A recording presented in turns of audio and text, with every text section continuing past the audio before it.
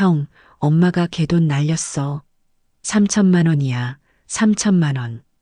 전화기 너머로 터져나온 현지의 울음 섞인 목소리는 마치 유리창을 깨는 돌멩이 같았습니다.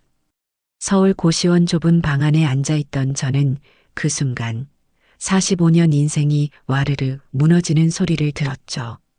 여러분, 안녕하세요. 저는 정연수라고 합니다. 오늘부터 제가 겪은 일주일간의 이야기를 들려드리려고 해요. 혹시 여러분도 살다가 바닥을 치는 순간이 있으셨나요? 더 이상 떨어질 곳도 없다고 생각했는데 바닥이 또 꺼지는 그런 순간 말입니다. 그게 바로 그날 밤 제게 일어난 일이었죠. 잠시만요. 이야기가 마음에 드신다면 좋아요 한번 눌러주시고 구독도 부탁드릴게요. 댓글로 여러분의 이야기도 들려주세요. 우리 서로의 상처를 보듬으며 함께 가요. 2024년 10월 15일. 가을비가 창문을 두드리던 밤이었습니다.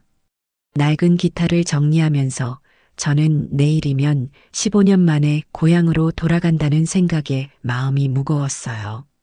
전국 노래자랑 여수편. 제게 온 마지막 기회라고 생각했죠. 현수 오빠 듣고 있어? 엄마가 개주였는데 현지 목소리는 가을 낙엽처럼 떨리고 있었습니다. 천천히 말해. 무슨 일인데? 엄마가 동네 개주를 했는데 그 돈을 다 날렸대. 개원들이 지금 집 앞에 몰려와 있어. 내일 정오까지 못 갚으면 우리 집 뺏긴대. 저는 숨이 멎는 것 같았습니다. 우리 엄마 김순자 여사님이 개주를 하셨다고요? 평생 남의 떡 한 조각도 욕심내지 않으시던 분이 파 한 단도 깎아달라고 못하시던 그 소심한 우리 엄마가 택시를 잡아탔습니다. 아저씨, 여수까지 가주세요.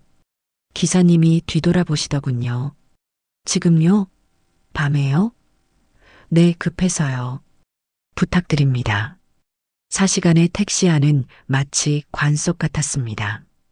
창밖으로 스쳐가는 가로등 불빛들이 제 지난 15년을 심판하는 것 같았죠. 서울 종로, 홍대, 이태원. 안 가본 클럽이 없고 안 불러본 노래가 없었습니다. 하지만 결국 남은 건 텅 빈 통장과 무명 가수라는 초라한 타이틀 뿐이었어요. 밤 11시 고향집 골목에 들어섰을 때 마치 장례식장 같은 분위기였습니다. 집 앞에는 검은 옷을 입은 아줌마들이 둘러싸고 있었죠. 마치 까마귀 떼처럼요. 야, 순자, 문 열어. 알고 있는 거야. 남의 피 같은 독 먹고 어떻게 잠이 와? 저는 떨리는 다리로 그들 사이를 뚫고 들어갔습니다. 저 아들입니다. 정연수예요. 순간 정적이 흘렀습니다. 동네 목욕탕 주인 박 여사가 저를 위아래로 훑어보더니 코웃음을 쳤죠. 아이고매, 서울 가서 대박 났다던 가수 아들 아니가? 엄마가 맨날 자랑하던? 그 말이 가슴에 비수처럼 꽂혔습니다. 엄마는 실패한 아들을 자랑하고 다니셨구나. 동네 사람들에게 거짓말까지 하시면서 집 안으로 들어가니 풍경은 더 참혹했습니다. 엄마는 부엌 구석에 쭈그리고 앉아 계셨고 아버지는 휠체어에서 텅 빈 눈으로 벽만 바라보고 계셨어요. 현지는 엄마 옆에서 훌쩍거리고 있었죠.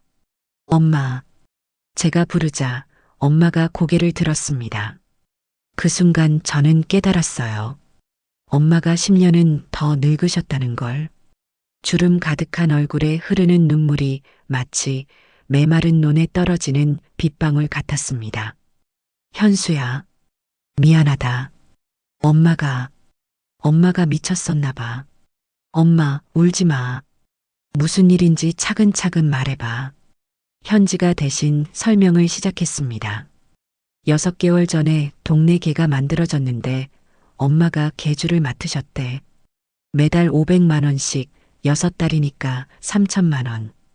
오늘이 첫 번째 타는 날이었는데 그런데 엄마가 그 돈을 다른 데 쓰신 거야. 어떤 사람한테 투자했는데 사기당했대. 저는 엄마를 바라봤습니다. 대체 왜? 무엇 때문에? 현수야, 너 서울에서 힘든 거 다 안다. 통장에 1,000원도 없는 거, 컵라면만 먹는 거 다 안다고. 엄마 말씀이 제 가슴을 후벼 팠습니다. 어떻게 아셨을까요? 저는 늘 괜찮다고, 잘 지낸다고 거짓말만 했는데. 누가 그랬어? 엄마한테 누가 그런 말을. 현수 친구 은경이가 서울에서 너 봤다고. 편의점에서 알바하는 거 다 말해줬어. 아, 은경이. 고등학교 동창이자 첫사랑이었던 그 애가 절 봤구나. 가장 보여주기 싫은 모습을. 그때 아버지가 휠체어에서 몸을 일으키려 하셨습니다. 으, 으, 말을 하려 애쓰시는 아버지. 5년 전 쓰러지신 후 한마디도 못하고 계신 아버지가 뭔가 간절히 전하고 싶어 하셨죠. 아버지, 괜찮아요. 제가 해결할게요. 아버지는 떨리는 손으로 천장을 가리켰습니다. 다락방. 왜 자꾸 다락방을 가리키시는 걸까요? 밖에서 박 여사의 날카로운 목소리가 들렸습니다. 김순자, 내일 정오까지야. 3천만 원 다 준비 안 하면 이 집 넘어간다. 저는 주먹을 꽉 쥐었습니다. 12시간. 달랑 12시간 안에 2,500만 원을 구해야 합니다. 현지 결혼자금 500만 원을 합쳐도 2,500이 필요했죠. 형, 내 결혼자금 써. 괜찮아. 안 돼. 내 돈은 절대 안 돼. 그럼 어떻게 할 건데? 형한테 그런 돈이 어디 있어? 현지 말이 맞았습니다. 제게 그런 돈이 있을 리 없죠. 하지만 포기할 순 없었습니다. 이번만큼은, 정말 이번만큼은 가족을 지켜야 했어요. 휴대폰을 꺼내 연락처를 뒤적였습니다. 만석이, 고등학교 때 단짝이었던 녀석.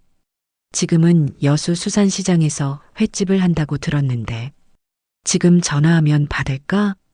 새벽에 일하니까 받을 거야. 형, 나도 같이 갈게. 아니, 넌 엄마 아빠 곁에 있어. 새벽 1시.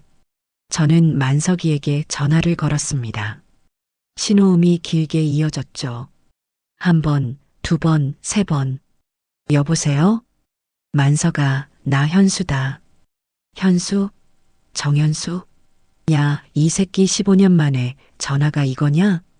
만석이 목소리에는 반가움과 서운함이 섞여 있었습니다. 만석아, 미안한데. 지금 만날 수 있어? 정말 급한 일이 있어서. 무슨 일인데? 전화로는 길어. 만나서 말할게. 제발. 제 목소리에서 뭔가를 느꼈는지 만석이가 한숨을 쉬었습니다. 수산시장으로 와. 새벽 3시에 경매 있어서 어차피 나가야 해. 2시 반까지 와. 전화를 끊고 저는 엄마를 다시 한번 바라봤습니다. 평생 자식들 뒷바라지 하시느라 당신 옷 한 벌 제대로 못 사 입으신 엄마. 그런 엄마가 쟤 때문에 이런 일을 겪고 계신다니. 엄마, 걱정 마세요. 제가 다 해결할게요. 이번엔 정말 아들 노릇 제대로 할게요. 엄마는 아무 말 없이 제 손을 꼭 잡으셨습니다. 그 손이 얼마나 거칠던지 마치 나무 껍질 같았어요. 그 거친 손이 제 손을 잡고 있는데 왜 이렇게 눈물이 나는지. 밖으로 나오니 가을바람이 차갑게 불었습니다. 15년 만에 고향은 저를 따뜻하게 맞아주지 않았죠. 하지만 포기할 수 없었습니다. 저 집 안에는 제가 지켜야 할 모든 것이 있으니까요. 만석이를 만나러 가는 길, 저는 다시 한번 다짐했습니다. 12시간 안에 기필코 2,500만 원을 구하겠다고. 그것이 45살 무명 가수 정현수가 할 수 있는 유일한 효도라고 생각했으니까요. 새벽 2시 만석이를 만나러 수산시장으로 가는 길이었습니다. 고향의 밤거리는 15년 전과 달라진 게 없었어요. 여전히 같은 자리에 있는 낡은 가로등, 바래진 간판들. 마치 시간이 멈춘 것 같았죠. 하지만 저만 늙어버렸습니다. 집을 나서기 전 아버지의 눈빛이 자꾸 떠올랐습니다. 5년 전 쓰러지신 그날 이후로 한마디도 못하시는 아버지. 그런 아버지가 휠체어에서 몸부림치듯 일어나려 하시던 모습이 마치 갇힌 새 같았어요.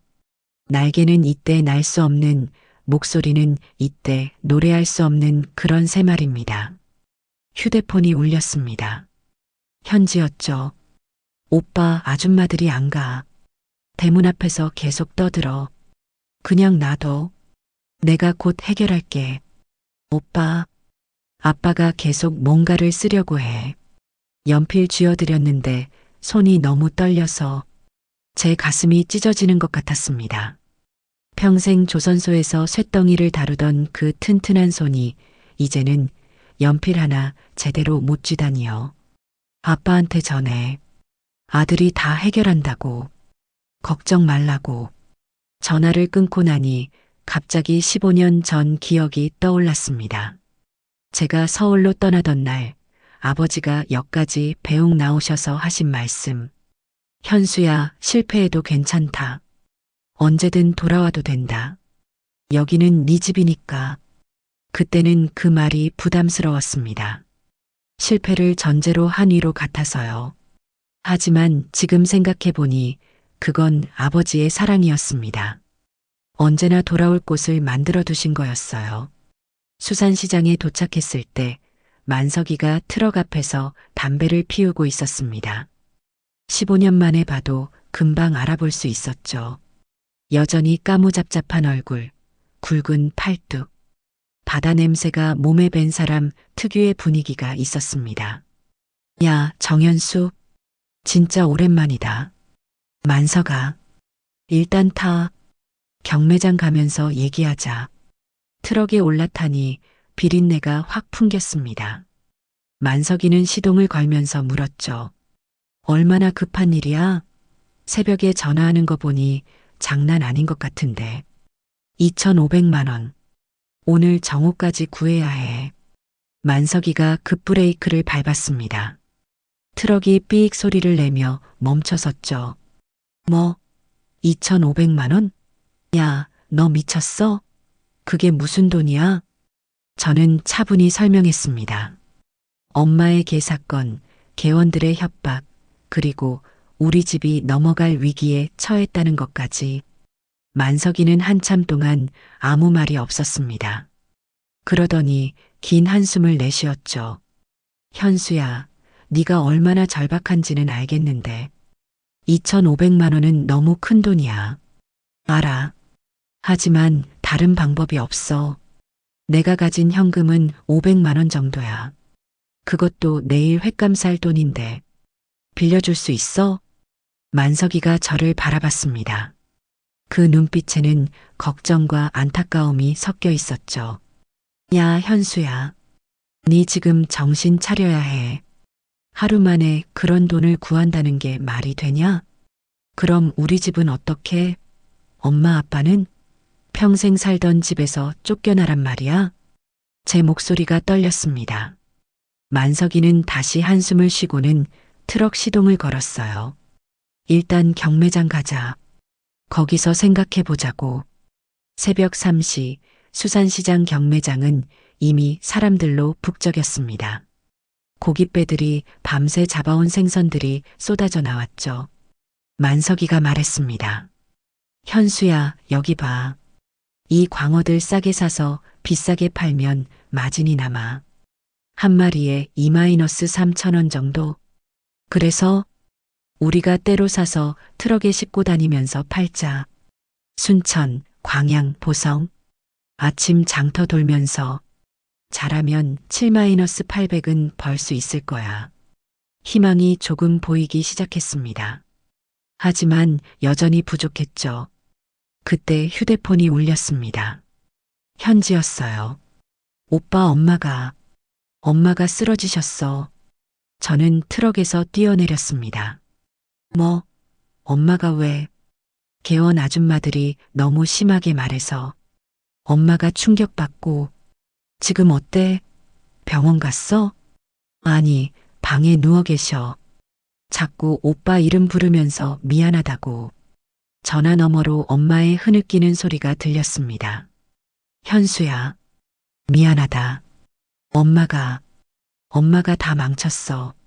엄마, 괜찮아요. 제가 다 해결할게요. 아니야. 네가 왜?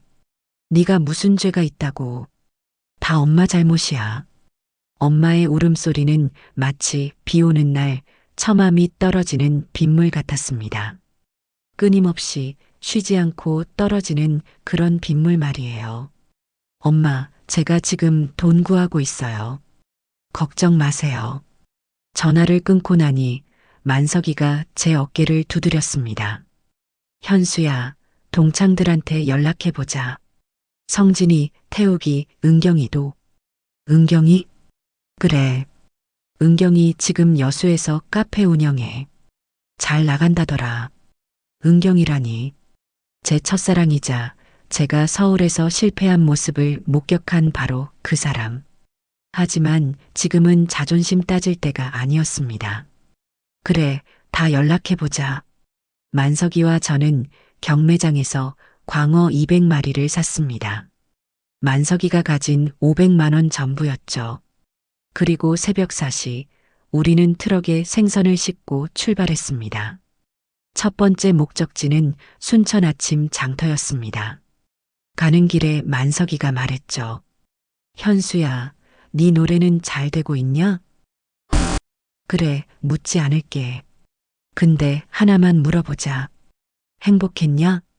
그 질문에 저는 대답할 수 없었습니다. 15년간 서울에서 저는 행복했을까요? 꿈을 쫓는다는 명목으로 가족을 버리고 떠난 제가 몰라. 그냥 살았어. 그것도 대단한 거야. 살아있다는 게. 순천 장터에 도착했을 때는 새벽 5시였습니다. 아직 어둑어둑한 새벽, 상인들이 하나둘 모여들기 시작했죠. 만석이가 소리쳤습니다. 싱싱한 광어요. 여수에서 바로 가져온 광어. 저도 옆에서 도왔습니다. 평생 무대에서만 목소리를 냈던 제가 이제는 장터에서 생선을 팔고 있었죠. 하지만 이상하게 부끄럽지 않았습니다. 오히려 이게 진짜 삶 같았어요. 1시간 만에 광어 100마리를 팔았습니다. 400만 원의 수익이었죠. 하지만 여전히 목표에게는 한참 부족했습니다. 그때 만석이가 전화를 받았습니다. 성진아? 그래, 현수 맞아. 지금 나랑 있어. 성진이도 우리 고등학교 동창이었습니다. 지금은 건설업을 한다고 들었죠. 현수 좀 바꿔줄게. 만석이가 전화기를 건넸습니다. 현수야, 나 성진이다. 만석이한테 들었어. 500만 원 정도는 도와줄 수 있어. 성진아, 고맙다. 야, 우리가 누군데? 어디 있어? 지금 갈게. 이렇게 하나둘씩 도움의 손길이 모이기 시작했습니다. 태우기가 300만 원, 다른 친구들이 100만 원씩. 오전 9시가 되자 1,800만 원이 모였습니다. 하지만 여전히 700만 원이 부족했죠. 시간은 점점 줄어들고 있었습니다. 그때 현지한테서 또 전화가 왔습니다. 오빠, 아빠가 뭔가 쓰셨어. 뭐라고 쓰셨는데? 다락방. 아버지는 계속 다락방을 가리키고 계셨던 겁니다. 현지야, 다락방에 올라가 봐. 뭐가 있는지. 응, 잠깐만. 전화 너머로 현지가 계단 올라가는 소리가 들렸습니다. 그리고 잠시 후 현지의 놀란 목소리가 들렸죠. 오빠, 여기 상자가 있는데. 뭔데? 뭐가 들었어? 돈이야. 돈이 있어. 그리고 오빠 사진이랑 신문 스크랩이랑. 저는 숨이 멎는 것 같았습니다. 아버지가 다락방에 숨겨두신 것들. 그게 뭘 의미하는지 저는 직감적으로 알 수 있었죠. 얼마나 있어? 봉투에 1,500만 원이라고 적혀 있어. 그리고 편지도 있어. 1,500만 원. 아버지가 모아두신 돈. 저를 위해 모아두신 돈이었습니다. 편지. 뭐라고 쓰여 있어? 현지가 떨리는 목소리로 읽기 시작했습니다. 현수에게. 아들아, 이 돈은 네가 음악을 포기하지 않길 바라며 모은 거다. 언젠가 네가 진짜 어려울 때 이 돈이 도움이 되길 바란다. 네 노래를 항상 듣고 있다. 자랑스럽다. 아버지가. 저는 그 자리에 주저앉았습니다. 눈물이 폭포처럼 쏟아졌죠. 말 못하는 아버지가 5년 동안 지켜온 비밀. 그것은 저를 향한 변치 않는 믿음이었습니다. 만석이가 제 어깨를 두드렸습니다. 현수야, 이제 됐잖아. 3천만 원 다 모았어. 네, 모았습니다. 12시간 안에 기적처럼 모았죠. 친구들의 우정과 아버지의 사랑으로. 오전 11시 저는 집으로 돌아왔습니다. 손에는 3천만 원이 든 가방을 들고요. 개원들은 여전히 집 앞에 있었지만 이제는 두렵지 않았습니다. 여기 있습니다. 3천만 원 전액. 박 여사가 돈을 세기 시작했습니다. 그리고 마지못해 말했죠. 맞네. 다 맞아. 개원들이 하나둘 돌아가기 시작했습니다. 그때 박 여사가 돌아서며 한마디 했죠. 순자 씨 미안했어요. 우리도 먹고 살려고 그런 거예요. 엄마는 아무 말씀이 없으셨습니다. 그저 제 손을 꼭 잡고 계실 뿐이었죠. 저는 아버지에게 다가갔습니다. 휠체어에 앉아 계신 아버지의 손을 잡고 말했어요. 아버지, 감사합니다. 아버지 덕분에 우리 집을 지킬 수 있었어요. 아버지는 떨리는 손으로 제 머리를 쓰다듬으셨습니다. 말은 못하셨지만 그 손길에 모든 마음이 담겨 있었죠. 12시간의 전쟁이 끝났습니다. 하지만 이건 끝이 아니라 새로운 시작이었어요. 내일은 전국 노래자랑 무대가 있으니까요. 새벽 2시, 여수 수산시장은 마치 잠들지 않는 도시 같았습니다. 어둠 속에서 불빛들이 반딧불이처럼 움직이고 생선 상자를 나르는 사람들의 발걸음 소리가 파도처럼 밀려왔죠. 저는 만석이 트럭 조수석에 앉아 있었습니다. 차가운 바닷바람이 열린 창문으로 들어와 제 뺨을 때렸어요. 현수야, 정신 차려. 지금부터가 진짜야. 만석이가 시동을 끄며 말했습니다. 경매장 입구에는 이미 상인들이 모여 있었죠. 새벽의 전쟁터, 그곳에서 돈을 벌어야 했습니다. 근데 말이야, 우리가 생선 팔아서 2천만 원을 번다는 게 가능한 일이야? 제 질문에 만석이가 씩 웃었습니다. 혼자서는 불가능하지. 근데 우리가 혼자냐? 그때 만석이 휴대폰이 울렸습니다. 태우가? 그래, 지금 경매장이야. 뭐, 진짜? 오케이. 만석이가 전화를 끊고 제게 말했죠. 태우기가 1톤 트럭 끌고 온대. 자기도 생선 실어서 같이 돌자고. 태우기가? 걔 공무원 아니었어? 요즘 투잡 뛰잖아. 주말에 부업으로 배달 일한대. 15년 만에 듣는 친구들 소식이 낯설면서도 반가웠습니다. 다들 나름의 방식으로 살아가고 있었던 거죠. 경매가 시작되자 만석이는 마치 전쟁터의 장군 같았습니다. 손짓 하나로 가격을 부르고 눈빛으로 상인들과 신경전을 벌였죠. 광어 200마리, 갈치 100마리, 우럭 150마리. 야, 만석아.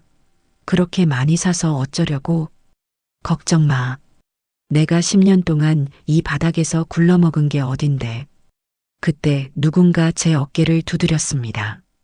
돌아보니 태욱이었죠. 10년은 젊어 보이던 녀석이 이제는 배가 나오고 머리가 벗겨진 아저씨가 되어 있었습니다. 야, 정현수. 서울 가수님이 왜 여기서 생선 냄새 맡고 있어? 태우가. 만석이한테 들었어. 집안 사정 때문이라며? 왜 진작 연락 안 했냐? 태욱이는 제 등을 세게 두드렸습니다. 그 손길이 따뜻했어요. 마치 괜찮아, 우리가 있잖아라고 말하는 것 같았죠. 미안하다. 자존심 때문에. 자존심? 야, 우리가 누군데 자존심을 따져? 고등학교 때 같이 화장실에서 담배 피다 걸려서 벌 서던 사이잖아. 그 말에 저도 모르게 웃음이 나왔습니다. 맞아요. 우리는 그런 사이였죠. 새벽 3시 생선을 가득 실은 2대의 트럭이 출발했습니다. 첫 목적지는 순천 오일장이었어요. 가는 길에 만석이가 라디오를 켰습니다. 새벽 방송에서 흘러나오는 7080 가요가 트럭 안을 채웠죠. 현수야, 네 이 노래 기억나? 우리 축제 때 네가 불렀잖아. 사랑으로라는 노래였습니다. 해바라기의 노래였죠. 고3 축제 때 저는 이 노래를 부르며 가수의 꿈을 키웠었습니다. 그때 은경이가 맨 앞줄에서 네 보고 울었잖아. 그만해. 옛날 얘기 왜 꺼내? 옛날이 뭐 어때서? 그때가 좋았잖아. 다들 꿈이 있었고 뭐든 할 수 있을 것 같았고. 만석이 말이 맞았습니다. 그때 우리는 날 수 있을 거라 믿었죠. 하늘이 무서운 줄 모르고. 순천에 도착했을 때 동이 트기 시작했습니다. 붉은 아침 해가 지평선에서 고개를 들었죠. 새벽 장터는 이미 활기로 가득했습니다. 자, 이제부터가 진짜다. 태우기가 트럭 뒤를 열며 소리쳤습니다. 싱싱한 여수 생선이요. 오늘 새벽에 잡은 거예요. 저도 목청을 높였습니다.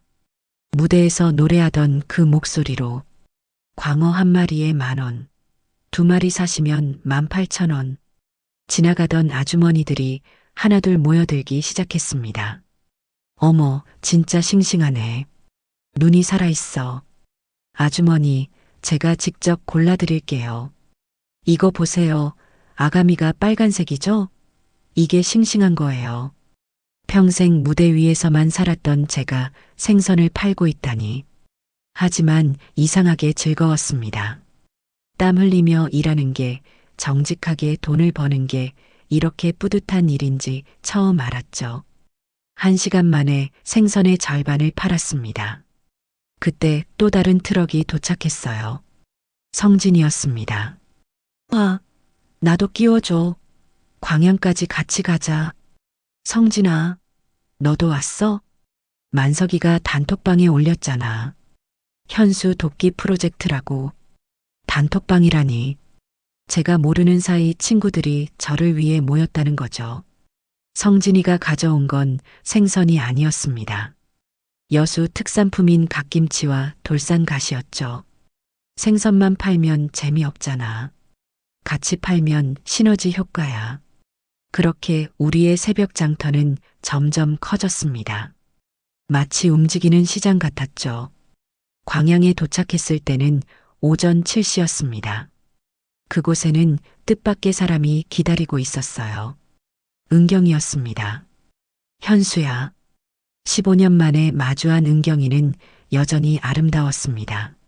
세월이 비껴간 것처럼. 하지만 눈가에는 잔주름이 있었고 손에는 굳은 살이 박여 있었죠. 너, 왜 여기? 만석이가 연락했어. 도와주고 싶어서 왔어. 은경이는 보온병을 내밀었습니다. 커피야. 새벽부터 고생했을 텐데. 따뜻한 커피를 마시며 저는 은경이를 바라봤습니다. 서울에서 봤다며. 내가 편의점에서 일하는 거. 비참했지? 전국 무대를 꿈꾸던 정연수가 편의점 알바라니. 은경이가 고개를 저었습니다. 아니야. 살아있는 거잖아. 그걸로 충분해. 그 말에 저는 울컥했습니다. 성공과 실패로만 사람을 판단하지 않는 친구들. 그들이 제 곁에 있었던 겁니다. 오전 8시 마지막 생선까지 다 팔았습니다. 만석이가 계산기를 두드렸죠. 자, 총 매출 1,800만 원. 원가 빼고 순수익 1,000만 원. 1,000만 원. 우리는 서로를 끌어안았습니다. 비린내 나는 몸으로, 땀에 젖은 옷으로. 하지만 그 순간만큼은 우리가 세상을 다 가진 것 같았어요. 그때 태우기가 말했습니다. 근데 아직 1,500만 원이 더 필요한 거지? 그래도 500만 원은 현지 결혼 자금으로 모아둔 거 쓴다고 했으니까. 야, 그건 안 돼. 동생 결혼 자금은 건드리면 안 되지. 성진이가 지갑을 꺼냈습니다. 내가 500 보탤게. 대신 이자는 없다. 나도 300 보태고 나는 200밖에 없는데. 친구들이 하나둘씩 지갑을 열었습니다. 마치 어린 시절 학교 매점에서 돈을 모아 빵을 사 먹던 것처럼. 은경이가 제 손을 잡았습니다. 현수야, 이번엔 받아. 자존심 버리고. 우리가 주는 건 돈이 아니야. 마음이야. 저는 참았던 눈물을 쏟았습니다. 새벽부터 달려온 피로가 15년간의 외로움이 모든 게 눈물이 되어 흘러내렸죠. 고맙다. 정말 고맙다. 오전 9시 우리는 다시 여수로 향했습니다. 트럭 안에는 1,800만 원이 있었고 제 마음엔 친구들의 우정이 가득했죠. 만석이가 운전하며 말했습니다. 현수야, 내일 전국 노래자랑 나간다며? 뭐 부를 건데? 아직 못 정했어. 사랑으로 불러. 그때처럼. 우리 모두 응원 갈게. 태우기가 덧붙였죠. 그래. 현수 응원단 결성이다. 미쳤어? 무슨 응원단이야. 쪽팔리게. 하지만 저는 알고 있었습니다. 내일 무대에 서면 객석 어딘가에 이 친구들이 있을 거라는 걸.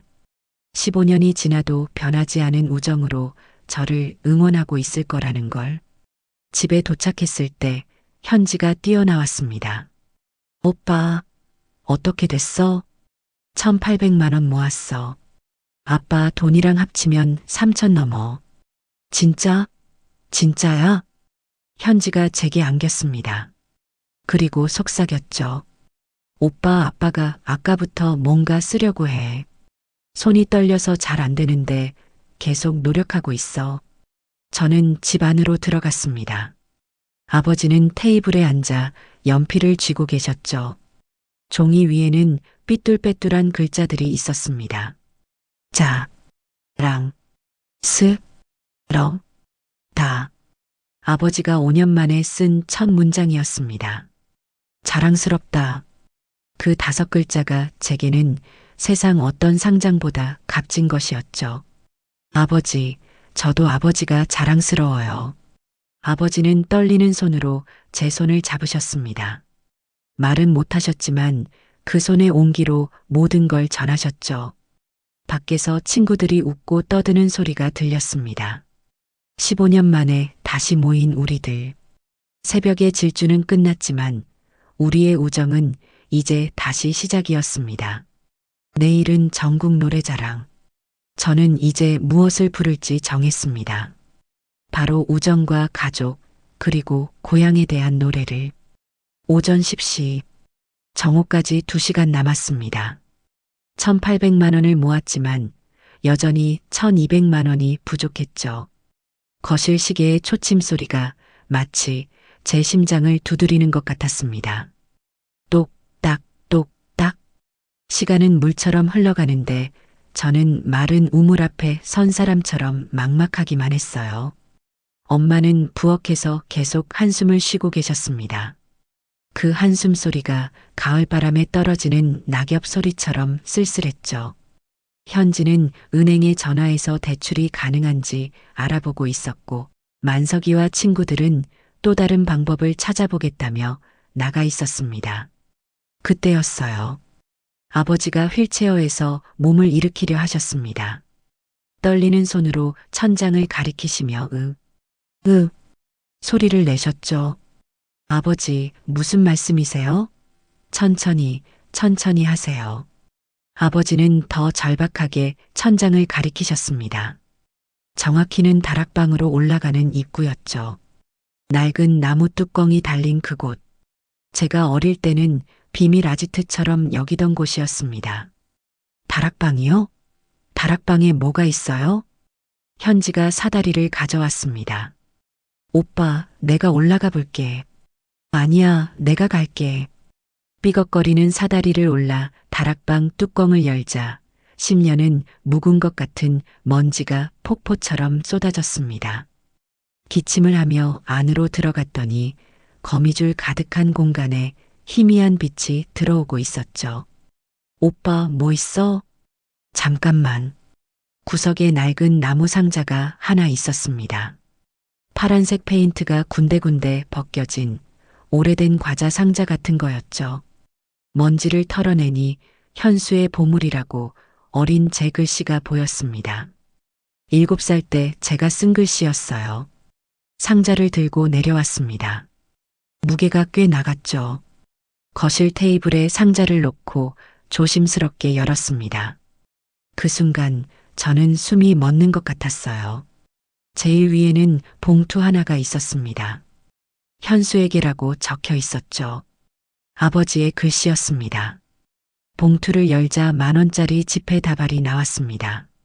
이게 얼마야? 현지가 세기 시작했습니다. 100만 원, 500만 원, 1000만 원. 오빠, 1,500만 원이야. 1,500만 원. 아버지가 모아두신 돈이었습니다. 그것도 제 이름으로. 봉투 아래에는 더 놀라운 것들이 있었습니다.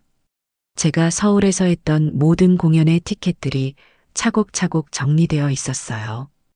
홍대 클럽 공연, 신촌 소극장 공연, 심지어 관객이 10명도 안 왔던 그 초라한 공연 티켓까지도. 아버지가 이걸 다 모으셨어? 엄마가 눈물을 닦으며 말씀하셨습니다. 네 아버지가 매번 서울 가셨어. 네 공연 있을 때마다.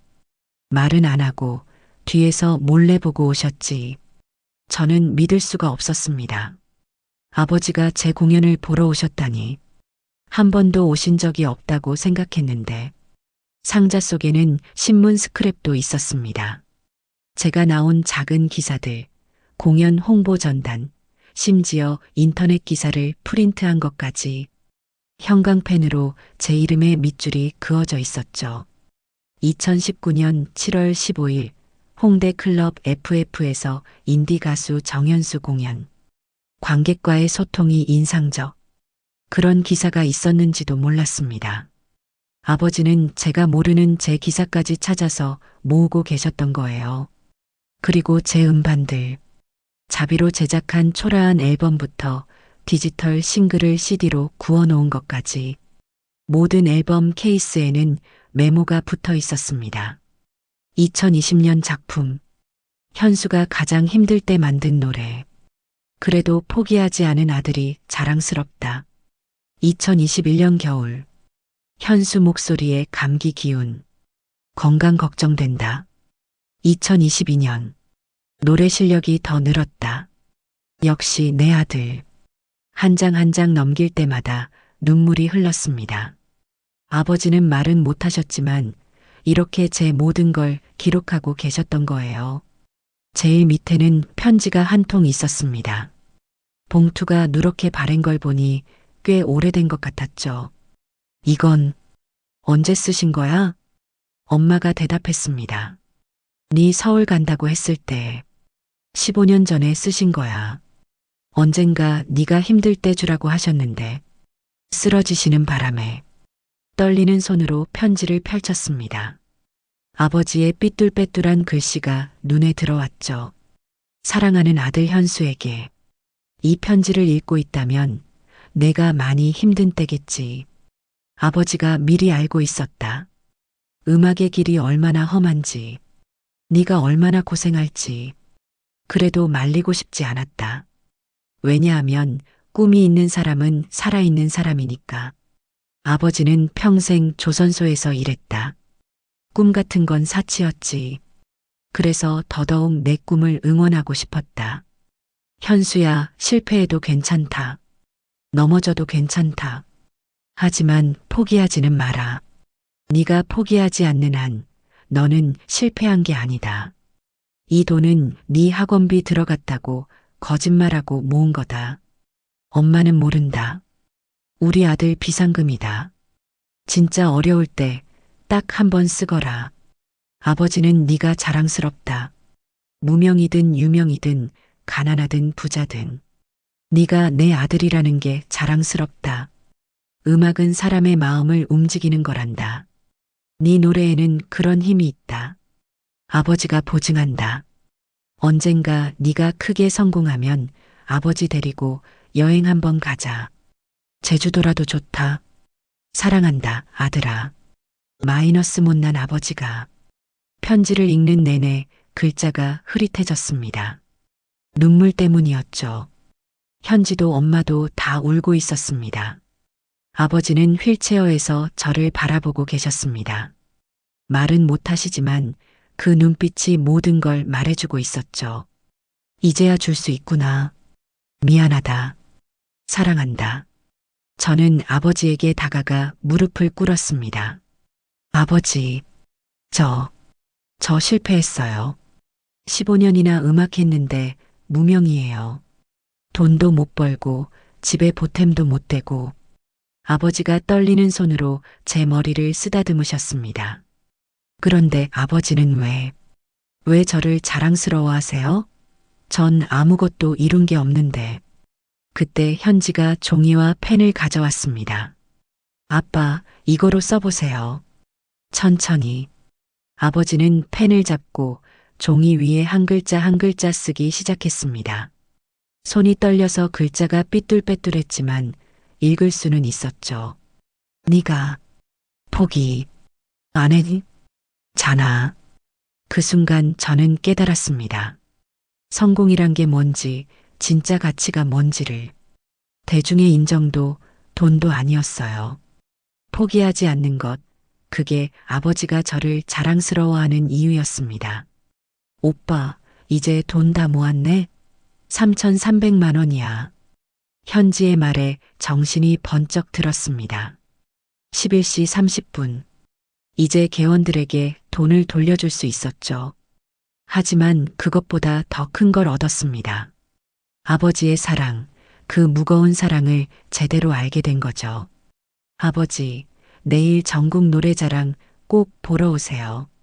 이번엔 숨어서 보지 마시고 제일 앞자리에서 보세요. 아버지가 고개를 끄덕이셨습니다. 그리고 또 한 줄을 쓰셨죠. 같이 노래하고 싶다. 그래요, 아버지. 같이 노래해요. 내일 무대에서. 밖에서 만석이가 돌아왔습니다. 현수야, 은경이가 500만 원 더 빌려준대.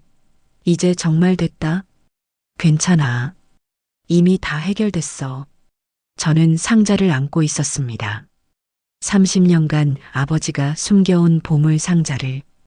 그 안에는 돈보다 귀한 것이 들어 있었죠. 바로 변치 않는 사랑과 믿음이었습니다. 엄마가 말씀하셨습니다.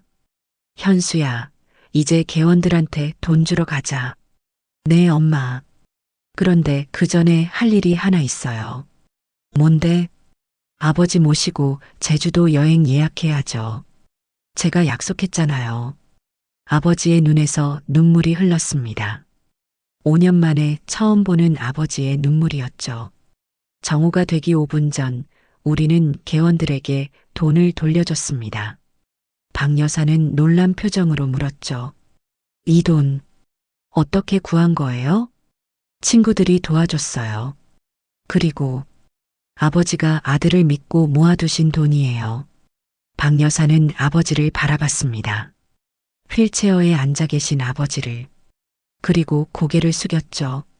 정말 대단한 아버지시네요. 맞습니다. 우리 아버지는 대단한 분이십니다. 말은 못하시지만 그 누구보다 많은 걸 말씀해 주시는 분이죠. 내일은 전국 노래자랑. 저는 이제 무대가 두렵지 않았습니다. 객석에 아버지가 계실 테니까요. 제일 앞자리에 당당하게. 오후 2시 여수 문화회관 앞은 마치 축제 같았습니다. 전국 노래자랑 깃발이 가을바람에 펄럭이고 사람들의 웃음소리가 파도처럼 밀려왔죠. 저는 대기실에서 떨리는 손으로 마이크를 쥐었다 놓았다 반복하고 있었습니다. 15년간 수백 번의 무대에 섰지만 오늘처럼 떨리는 날은 없었어요. 정현수 씨, 10분 후 대기해 주세요. 스태프의 목소리에 정신이 번쩍 들었습니다. 거울을 보니 낯선 사람이 저를 바라보고 있었죠. 45살의 지친 얼굴, 하지만 눈빛만은 18살 때처럼 반짝이고 있었습니다. 꿈을 꾸던 그 시절처럼. 밖으로 나오니 만석이가 기다리고 있었습니다. 야, 정현수, 객석 난리 났어. 온 동네 사람들이 다 왔어. 진짜? 그것뿐이야? 개원 아줌마들이 단체로 앞자리 차지하고 앉아 있어. 플래카드까지 만들어 왔더라. 플래카드? 뭐라고 쓰여 있는데? 정현수 화이팅, 여수가 낳은 가수, 이러고 있어. 어이가 없으면서도 가슴이 뭉클했습니다. 어제까지만 해도 우리 집을 에워싸고 협박하던 그 아줌마들이 이제는 응원을 하고 있다니. 무대 옆에서 객석을 살짝 들여다봤습니다. 정말이었어요. 800석 규모의 객석이 꽉 차 있었고 제일 앞줄 중앙에는 아버지가 휠체어에 앉아 계셨습니다. 엄마와 현지가 양옆을 지키고 있었죠. 그때 MC가 제 이름을 불렀습니다. 다음 참가자는 여수시에서 오신 정현수 씨입니다. 심장이 북처럼 뛰기 시작했습니다. 무대로 걸어가는 그 짧은 순간이 마치 15년의 세월을 되짚는 것 같았어요. 서울역에서 출발하던 그날부터 어제 새벽 생선을 팔던 순간까지. 안녕하세요, 정현수 씨. 자기소개 부탁드립니다. 네, 안녕하세요. 저는 15년 만에 고향에 돌아온 아들 정현수입니다. 객석에서 박수가 터져 나왔습니다. 동네 목욕탕 김 사장님이 그래. 우리 현수다. 라고 외치는 소리가 들렸죠. MC가 웃으며 물었습니다. 15년이면 긴 시간인데요. 서울에서 뭘 하셨나요? 음악을 했습니다. 가수가 되고 싶었거든요. 오, 그럼 프로 가수신가요? 순간 망설여졌습니다. 프로? 15년간 단 한 번도 차트에 오른 적 없는 제가 프로일까요? 하지만 아버지를 바라보니 용기가 생겼습니다. 네, 프로입니다. 비록 유명하지는 않지만 음악을 포기한 적은 없으니까요. 객석이 조용해졌습니다.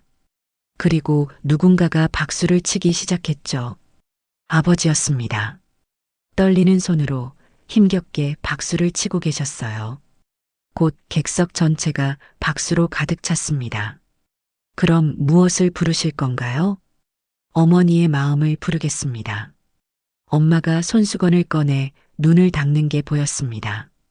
특별한 사연이 있으신가요? 깊게 숨을 들이쉬었습니다. 그리고 말하기 시작했죠. 어제 저희 집에 큰일이 있었습니다. 어머니가 개를 타셨다가 사기를 당하셨어요. 제가 서울에서 고생하는 걸 도와주시려다 그러신 겁니다. 15년간 무명 가수로 살면서 집에 한 푼도 보내지 못한 못난 아들 때문에 목이 메었습니다. 객석이 숨죽이며 듣고 있었죠. 그런데 아버지가 비밀을 하나 갖고 계셨더군요. 제 모든 공연을 보러 오셨대요. 말씀은 못하시지만 30년간 제 미래를 위해 돈을 모으셨고요. 오늘 이 노래를 부모님께 바칩니다. 음악이 시작되었습니다. 전주가 흐르는 동안 저는 눈을 감았어요. 그리고 마음속으로 되뇌었죠. 이번이 마지막 무대라 생각하고 부르자. 인생을 건 7분이다. 가슴 아프게 울던 날에도 마음 편히 쉴 수 없었던 엄마. 첫 소절을 부르자 객석에서 훌쩍이는 소리가 들렸습니다. 개원박 여사님이 눈물을 닦고 있었죠. 자식 위에 사신 세월 구분 등 펴지 못하고 노래하면서 엄마를 바라봤습니다.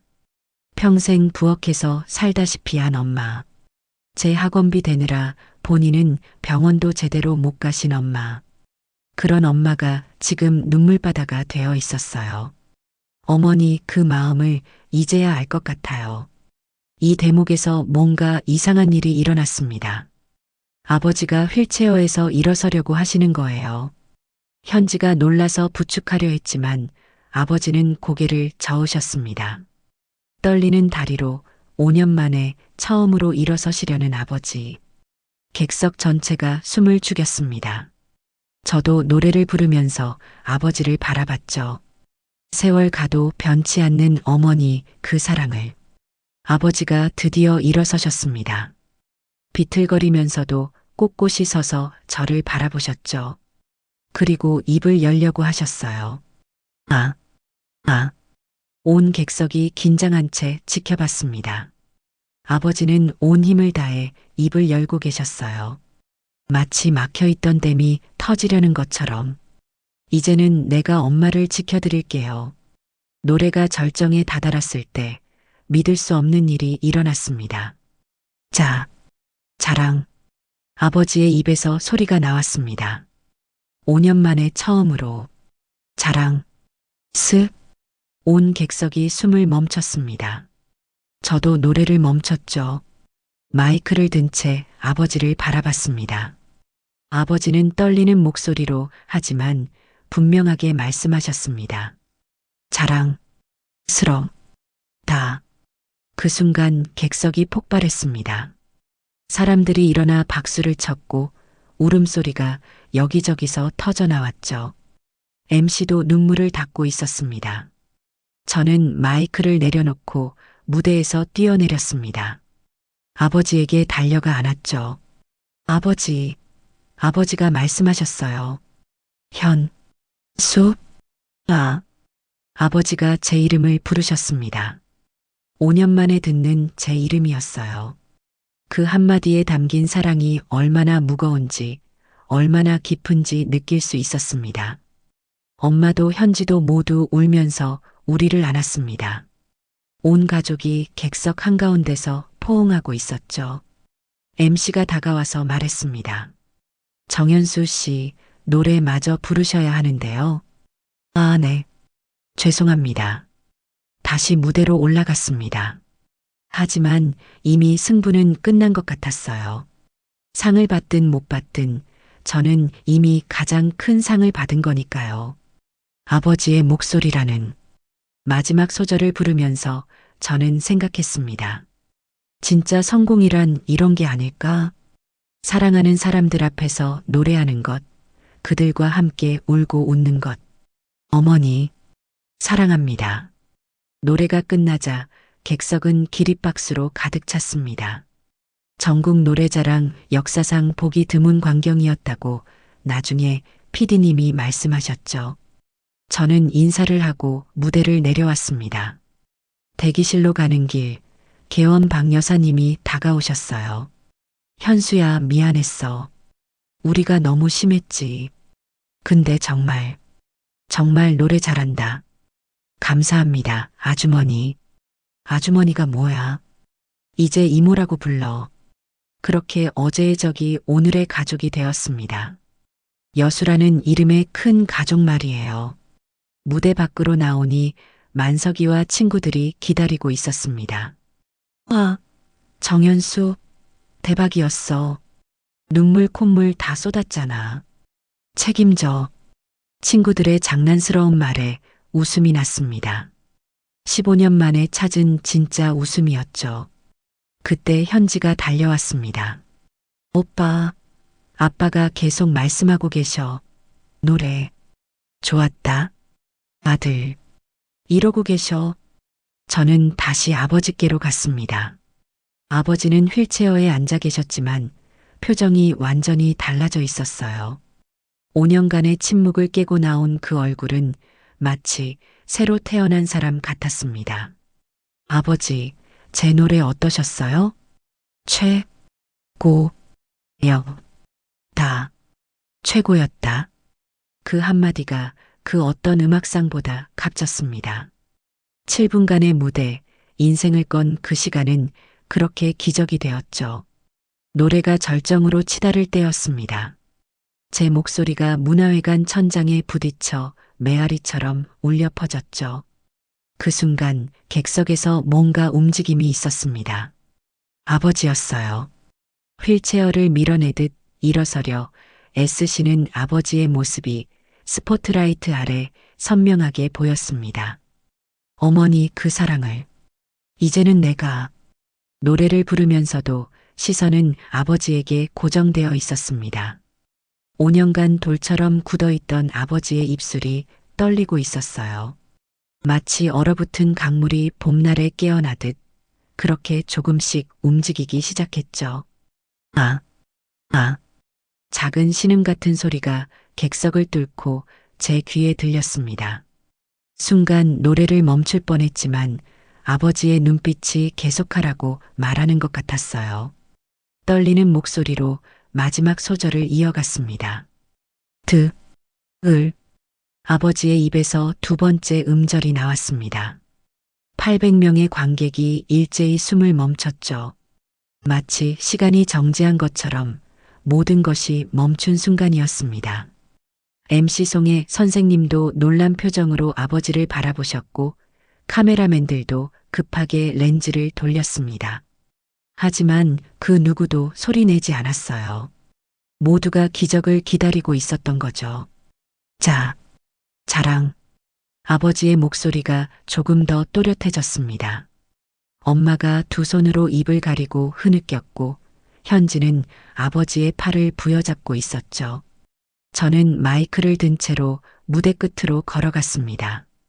객석과 가장 가까운 곳으로 아버지와의 거리를 조금이라도 줄이고 싶었어요. 자랑, 그리고 마침내 5년 만에 완전한 한 문장이 터져 나왔습니다. 자랑스럽다. 그 순간 객석이 폭발했습니다. 함성과 박수, 울음소리가 뒤섞여 거대한 파도가 되었죠. 저는 더 이상 참을 수 없었습니다. 마이크를 놓고 무대에서 뛰어내렸어요. 아버지, 객석을 가로질러 아버지에게 달려갔습니다. 아버지는 떨리는 팔을 벌려 저를 받아주셨죠. 5년 만에 느끼는 아버지의 포옹이었습니다. 현수야, 내 아들. 아버지의 목소리는 거칠고 갈라져 있었지만 그 어떤 노래보다 아름다웠습니다. 아버지 말씀하셨어요. 진짜 말씀하셨어요. 그래, 네 노래가 아버지를 깨웠다. 주변에서 훌쩍이는 소리가 커졌습니다. 돌아보니 개원방 여사님이 손수건으로 연신 눈물을 닦고 계셨어요. 아이고, 이런 사연이 있었구먼. 우리가 너무했어. 옆에 있던 개원 김아주머니도 울먹였습니다. 정말 대단한 효자네. 아버지가 저렇게 아들을 사랑하시는구나. 송혜 선생님이 무대로 다시 올라오라고 손짓하셨습니다. 저는 아버지의 손을 꼭 잡고 무대로 돌아갔죠. 정현수 씨, 방금 무슨 일이 일어난 건가요? 송 선생님의 목소리도 떨리고 있었습니다. 저희 아버지가 5년 만에 처음으로 말씀을 하신 겁니다. 뇌졸중으로 쓰러지신 후 한마디도 못 하셨는데 세상에 노래의 힘이 이렇게 큰 건가요? 아버지는 제가 포기하지 않기를 바라셨대요. 비록 무명이지만 음악을 계속하기를 바라셨다고. 오늘 제 노래가 아버지의 마음을 움직인 것 같습니다. 송혜 선생님이 객석을 향해 말씀하셨습니다. 여러분, 오늘 우리는 진짜 기적을 목격했습니다. 노래의 힘, 가족의 사랑이 만든 기적을요. 객석에서 또다시 우레 같은 박수가 터졌습니다. 심사위원 선생님들도 모두 일어서서 박수를 치고 계셨죠. 그때 만석이가 객석에서 소리쳤습니다. 정현수, 넌 이미 최고의 가수야. 태우기도 거들었죠. 그래, 여수의 자랑이다. 친구들의 응원에 웃음이 났습니다. 15년 동안 찾아 헤맸던 인정과 박수를 고향에서 받게 될 줄은 몰랐어요.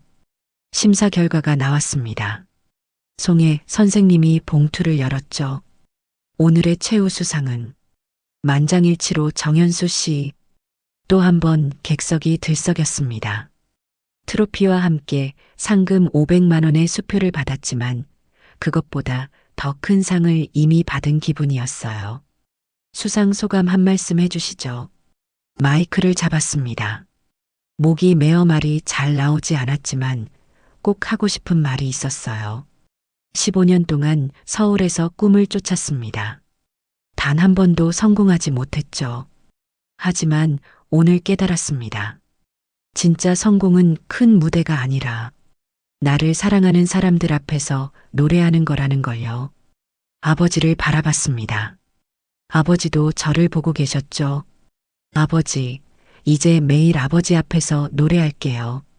아버지가 매일 말씀하실 수 있도록. 그래, 내 아들, 최고다. 아버지의 말씀에 다시 눈물이 났습니다. 무대를 내려오니 개원들이 기다리고 있었습니다. 박 여사님이 먼저 말을 꺼냈어요. 현수야, 우리가 미안하다. 사정도 모르고 너무 심하게 굴었어. 아니에요. 당연한 일이었는데요. 그리고 그 개 돈 말이야. 천천히 갚아도 돼. 우리도 그렇게 급하지 않아. 김아주머니도 거들었습니다. 그래, 맞아. 오늘 보니까 현수가 여기서 공연도 하고 그럴 것 같은데 조금씩 갚아도 돼. 정말, 정말 감사합니다. 그때 박 여사님이 웃으며 말했죠. 대신 조건이 하나 있어. 뭔데요? 우리 경로당에서 한 달에 한 번씩 노래 좀 해줘. 오늘 보니까 노래 정말 잘하더라. 아이고, 맞아. 우리 경로당 가수로 모시자. 아주머니들의 웃음소리가 문화회관을 가득 채웠습니다. 어제의 원수가 오늘의 팬클럽이 된 거죠. 엄마가 다가오셔서 제 손을 잡았습니다. 현수야, 엄마가 정말 미안했어. 엄마, 왜 그러세요? 다 제 탓이죠. 아니야.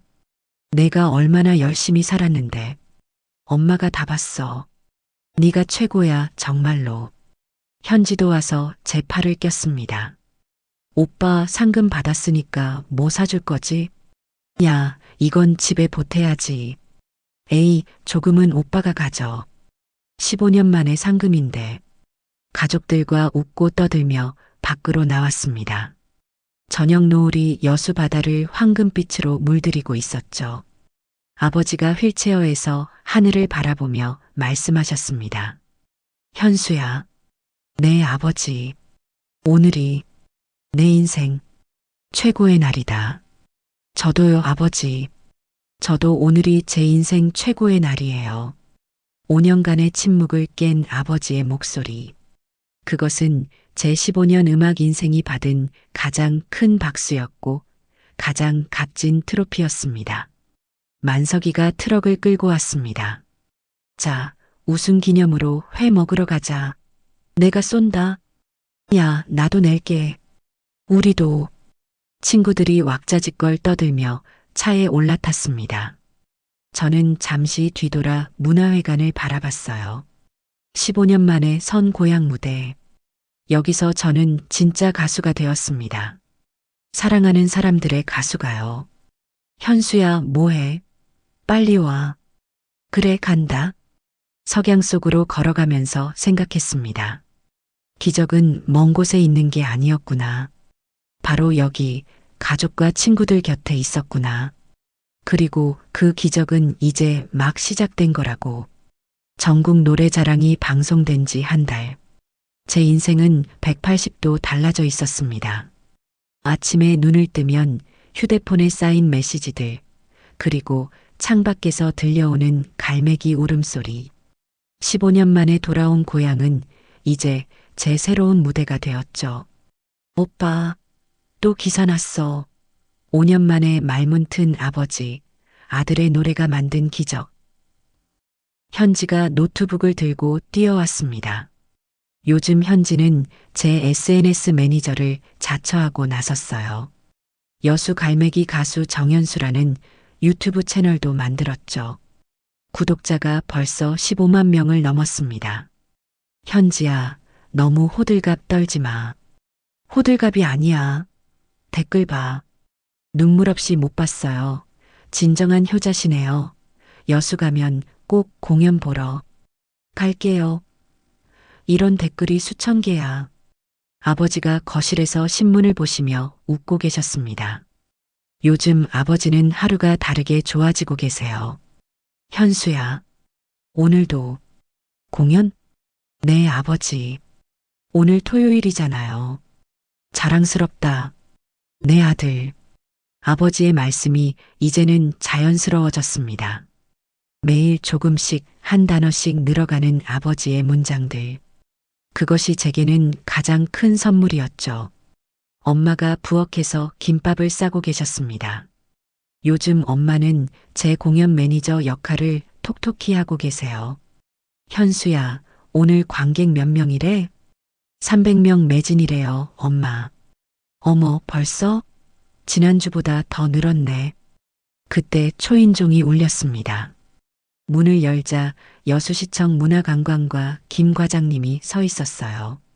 정연수 씨, 좋은 소식이 있어서 직접 왔습니다. 무슨 일이신데요? 여수시에서 정연수 씨를 향토예술가로 지정하기로 했어요. 그리고 여수 밤바다 상설 공연장에서 정기 공연을 제안하고 싶습니다.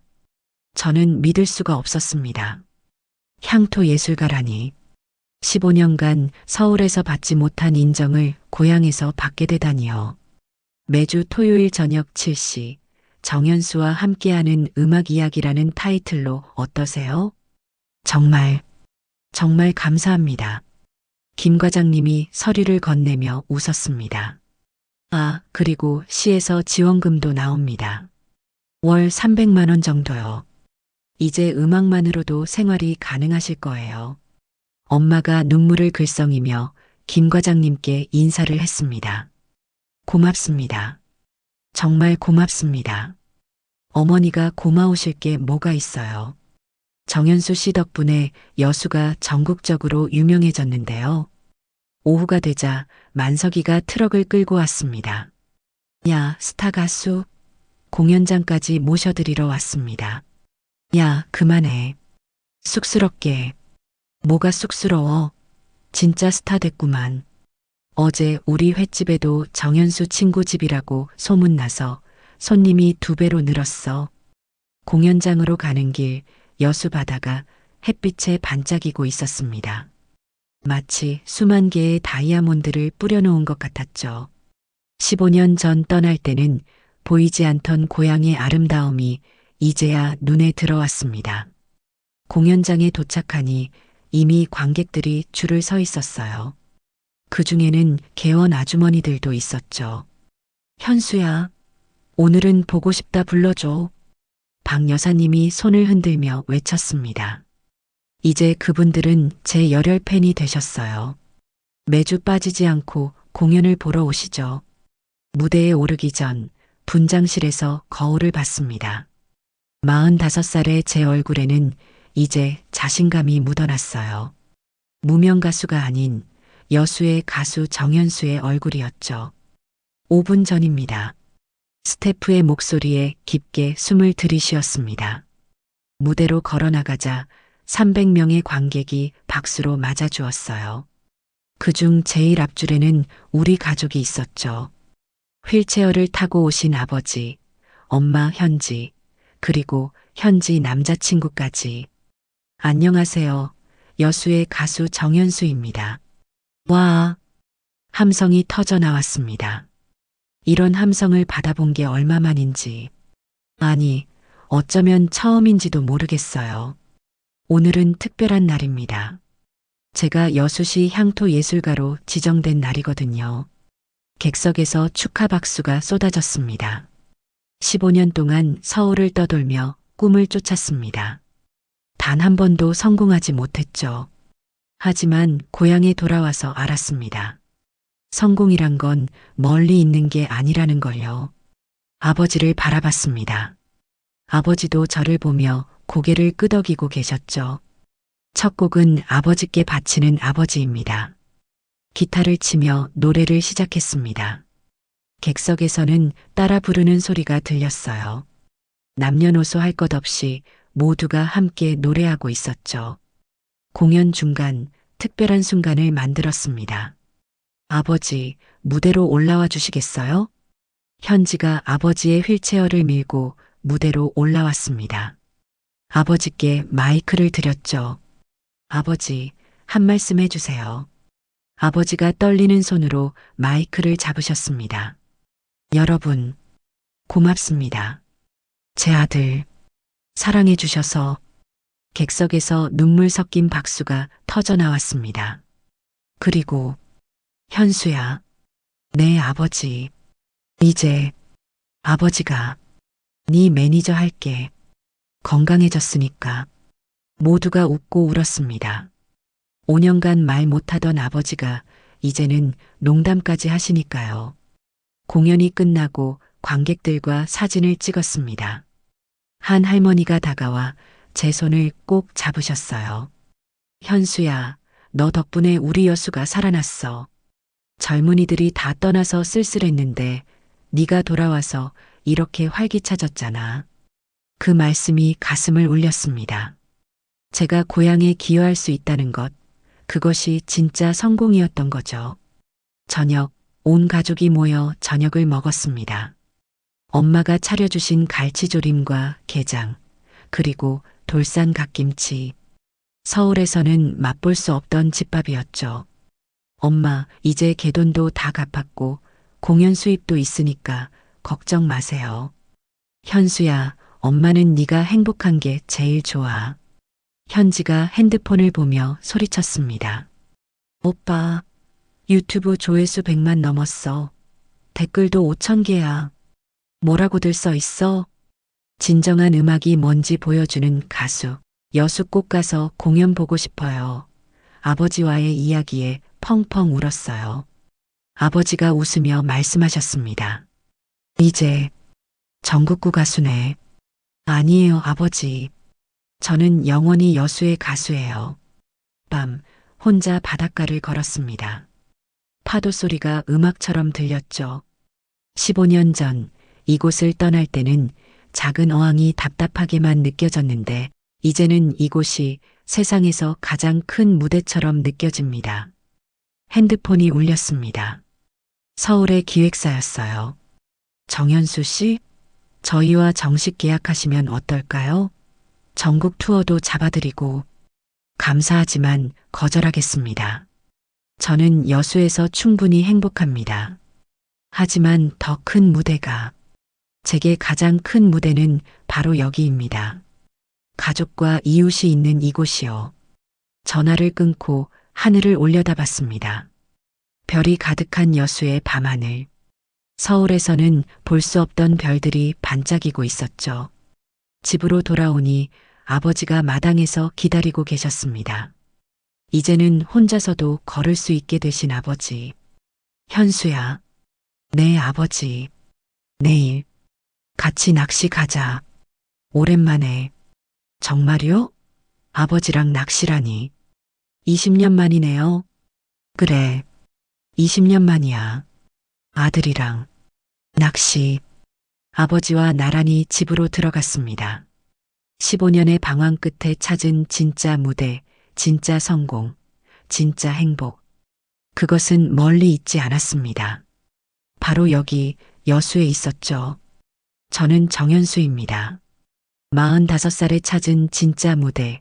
이제 저는 당당히 말할 수 있습니다. 나는 여수의 가수다. 그리고 이것이 새로운 시작입니다. 어쩌면 진짜 인생은 지금부터인지도 모르겠어요. 여러분, 긴 이야기 들어주셔서 감사합니다. 혹시 여러분도 꿈을 포기하려 하시나요? 너무 늦었다고 생각하시나요? 그렇다면 기억해 주세요. 진짜 무대는 여러분 곁에 있다는 걸. 가족과 이웃, 그리고 여러분을 사랑하는 사람들이 있는 곳, 그곳이 바로 최고의 무대라는 거요. 이 이야기가 마음에 드셨다면 좋아요와 구독 부탁드립니다. 그리고 댓글로 여러분의 이야기도 들려주세요. 우리 모두의 인생이 특별한 무대니까요. 감사합니다.